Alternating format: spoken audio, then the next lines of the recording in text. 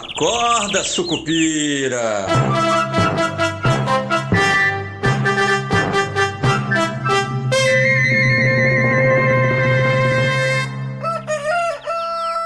Bom dia, pessoal, sejam todos muito bem-vindos, sejam todas muito bem-vindas. Esse é o nosso Acorda Sucupira de 5 de novembro. Eu sou Rodrigo Oliveira e hoje é quarta-feira, dia de decisão, né, para o Comitê de Política Monetária, né, para o Banco Central do Brasil sobre a taxa de juros, né? Ninguém espera que vá haver alguma diferença ou alguma mudança na taxa, que está hoje em 15% ao ano, mas tem um leve suspense sobre a expressão período bastante prolongado, né? O Banco Central tem utilizado essa expressão desde junho, né, os últimos 3 comunicados, dizendo que a taxa de juros vai ficar em patamar restritivo por um período bastante prolongado.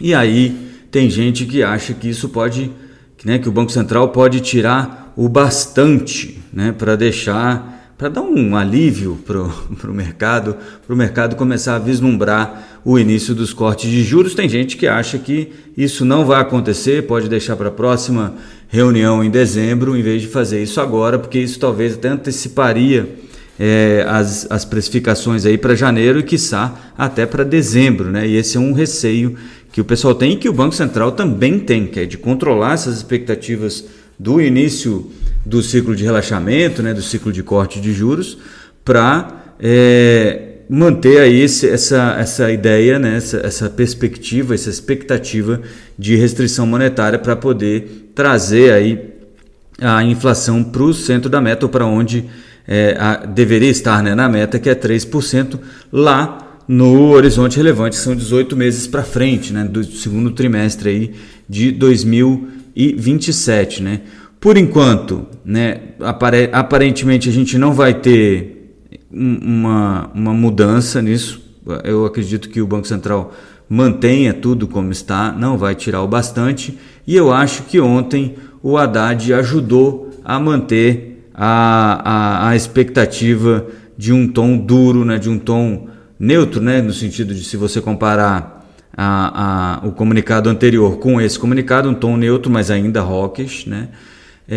Dizendo que ontem num evento aí da Bloomberg, né, sobre o COP30, etc. e tal, o Haddad acabou reclamando, né, da taxa de juros, falando que o Banco Central já podia sinalizar, né, já podia mostrar para o mercado que vai baixar os juros, né, e que ele não faz isso por enquanto, que ele tem respeito pelo Banco Central e tudo, mas que o Banco Central não faz isso, né? Não, o escolhido dele, né? Porque o Gabriel Galípolo, que é o presidente do Banco Central hoje, é o escolhido do Fernando Haddad e do presidente Lula, que queriam substituir aquele que fazia um mal danado para o Brasil, atuava como um sabotador da política econômica brasileira, que era o nosso querido Roberto Campos Neto, indicado pelo Bolsonaro, né? Como esse governo é useiro e vezeiro de culpar o outro, né?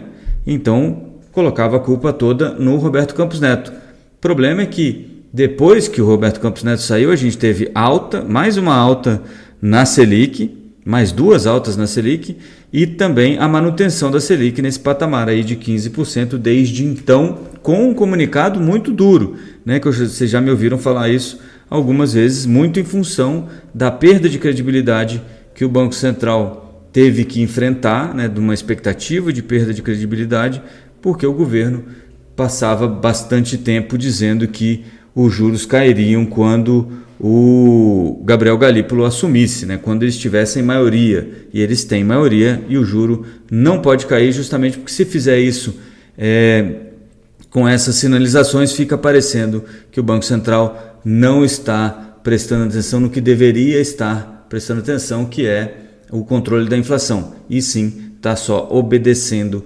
as necessidades ou os desejos, né, os desejos do governo Lula, né? Então ontem, quando o Haddad fala que, olha, a gente já tem que sinalizar, começar a pensar, porque a taxa de juro está muito alta, etc. e tal, ele meio que coloca uma pá de cal, na minha opinião, na comunicação mais que poderia ser considerada mais dovish do Banco Central. Então não espero nenhuma mudança crítica, não espero que o bastante, né, lá da expressão, como é que era?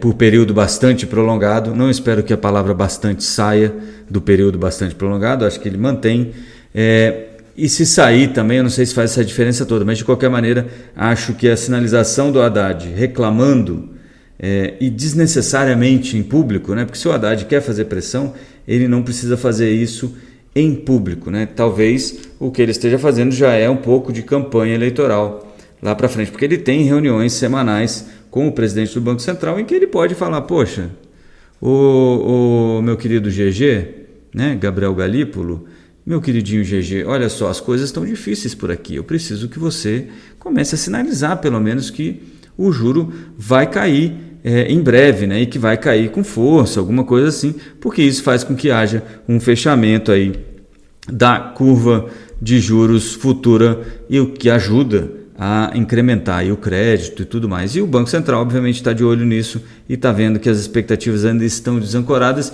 e o próprio modelo do Banco Central ainda não tem a inflação na meta, né? E o Gabriel Galípolo tem sido muito vocal sobre isso, dizendo que a obrigação do Banco Central é perseguir a meta de inflação e não um pouquinho acima, um pouquinho abaixo, não tem nada disso.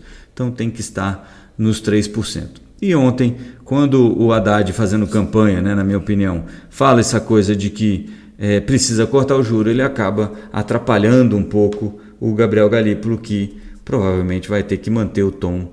Ele já manteria, né, mas agora tem um motivo a mais, na minha opinião, para manter o tom mais duro, mais hawkish aí na comunicação do Copom. E por fim, né, só para encerrar esse assunto, o Haddad ainda fala que o juro não cai porque o mercado não quer, né, porque a Faria Lima não quer, pressiona, torce contra o governo, aquela história de sempre que a gente já viu acontecer aí várias vezes, e é o que me leva a crer que realmente nosso querido Haddad já está no tom eleitoral. Então Haddad será candidato, obviamente, a alguma coisa, o que exatamente ainda não sabemos, né? Tá todo mundo apostando que o Lula é o candidato de 2026, depois que ele chegou a falar na Malásia que ele seria o candidato, mas eu ainda tenho dúvidas se o Lula será realmente o candidato. Além disso, a gente tem lá na COP30, enquanto alguns passeiam no iate Iana, nós esperamos as negociações, a retomada das negociações com os Estados Unidos sobre o tarifaço, né? O Lula chegou a dizer ontem que tem o telefone do presidente Trump e quando acabar a COP30,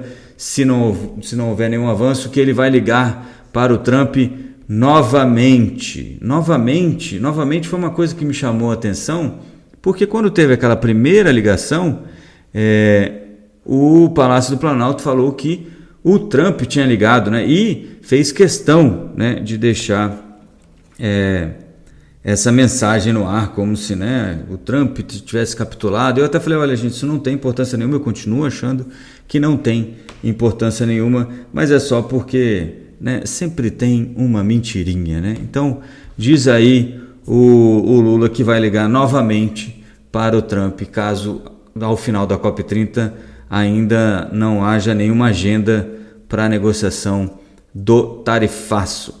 Beleza? Aquela história do IR, do PL, do Imposto de Renda, que o Renan Calheiros está relatando lá no Senado, ficou para ser votada hoje mesmo, como esperado, e vai ficar do mesmo jeitinho que estava, que foi aprovada na Câmara, tá bom? Sobre resultados, né? Resultados aqui de ontem, a gente teve Embraer com uma surpresa fortíssima de lucro bem acima do esperado, mesmo assim, o pessoal aí realizando um pouco de lucro na ação, a ação não andou tão bem assim, né? Deixa eu até dar uma olhada aqui para ver se eu encontro, porque eu lembro que ela estava em queda e não era uma queda qualquer, era uma queda até razoável. Para mim, 3,60 de queda para a Embraer,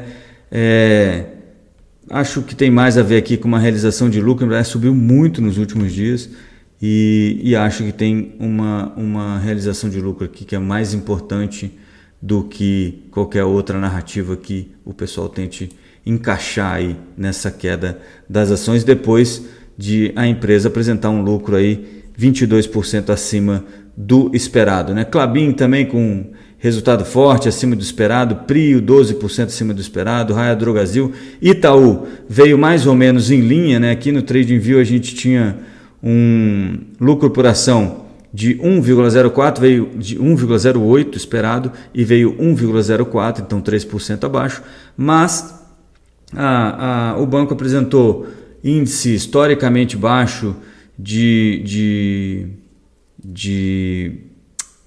inadimplência, né, acima de 90 dias, o que mostra a qualidade do banco, mas, né, como o resultado veio um pouquinho abaixo do que o pessoal estava esperando, a ação que já fechou em queda ontem, no pré-mercado lá,